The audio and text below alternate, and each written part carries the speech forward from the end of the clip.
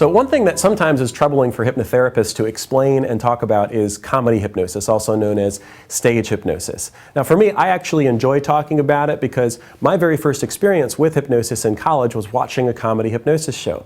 Now at that time, I thought that it was a little weird. I didn't understand it, and here were these people that I knew in my dorm who were doing really ridiculous things that later on they didn't really fully remember, and I thought there's something fishy about that. It's either control or they're faking it. That was my suspicion. Now, years later when I learned about hypnosis, when I experienced it myself, I found out that it's quite different from what it looks like on the outside. In fact, what looks like control is actually a really sublime form of cooperation. Now, when you really think about it, if you've seen a comedy hypnosis show, it always starts with the hypnotist inviting people to volunteer, okay? Now remember, they're not pulled kicking and screaming from the audience and forcibly hypnotized. They're invited. And so who volunteers? Well, people who want to have the experience. Now, they know that it's a comedy show.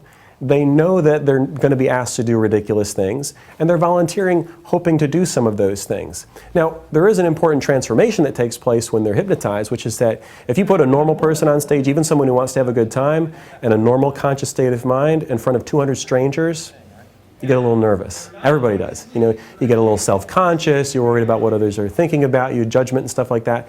So hypnosis actually helps them to forget about those things, while it's also physically and mentally relaxing them very deeply. So just think about the difference between how you feel when you're in an elevator full of strangers versus in a room full of your best friends. You know, think of how you behave differently, how much more comfortable you are when you know those people. And so the best way of describing what being hypnotized in a comedy setting feels like is it feels like you're in a room full of friends that you trust. You feel very relaxed and comfortable, and because you know you're there for comedy, once the hypnotist starts to suggest silly things to do, you go ahead and do them, you know, but not because you're forcibly hypnotized, not because you have to, it's because why not?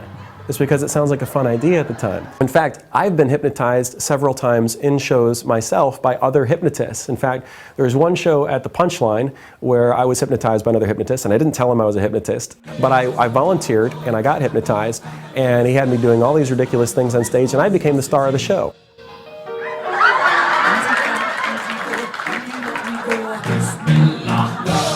Why?